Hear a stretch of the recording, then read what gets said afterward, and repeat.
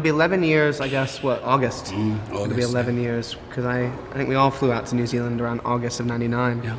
In a lot of ways, it feels like that much time has passed. In a lot of ways, it feels like no time has passed. I think when we're all together, there's kind of this semblance of coming back to what we know. So like when the group gets together or different, factions of the group get together, you revert back to what we were in New Zealand, So in that way, it kind of feels timeless. Like all families. Yeah. Like all families do. Yeah.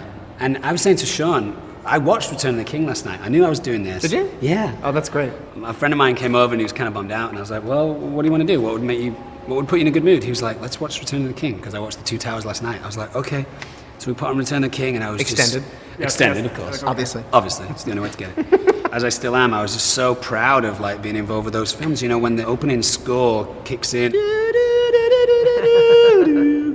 get like shivers down your spine. I was like, man, this is great. Like, I'm in these movies, and I'm always going to be in these movies, and in 30, 40, 50 years' time, I can still say that I was in those films. We went out all the time to all these clubs, and we were such good friends with Ian McKellen, and Ian approached us one day and said, look, you guys, like, you go out to all these straight clubs, and I go to all these gay clubs on my own, and it's kind of boring. Why don't you come and, see how the other half lives for a change? So we were like, all right, let's do it. So we walked into this, like, super fabulous gay bar, and they all knew Ian, obviously. It was cheer so went cool up. to see him like that. Yeah, he was in his element, and most people were a little, trepidatious. He dropped like 10 years of age when he walked into that place. He knew everything that was going on. He knew what those people were doing and where they had been. It was like, how? Yeah. He just got off his flight like 20 minutes ago. How does he know all these people? Yeah. Well, he's a wizard, right? He's a wizard. But we turned up at this gay bar, and everyone was a little nervous about, how it was going to be, and all these straight, young-looking guys in a gay bar. And Billy Boyd, our good friend, said that he went to get a drink, and as he turned back around, me and Orlando were up on stage with our shirts off.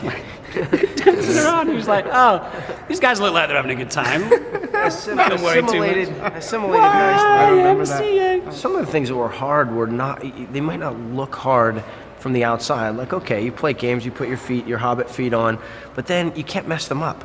So you're sitting around for 12 hours in feet. It's kind of claustrophobic. Some of the clothes, some of the orc armor, they put the orc armor, it's hot. Do you remember my cape? It's Remember I was allergic to my the cape? cloak. That's right. Like this cloak that I wore used to like make my neck rash. And they put that makeup around my neck for when the ring's supposed to be like digging into my neck, and all that like prosthetic grossness and Stickiness. blood. Yeah, dude.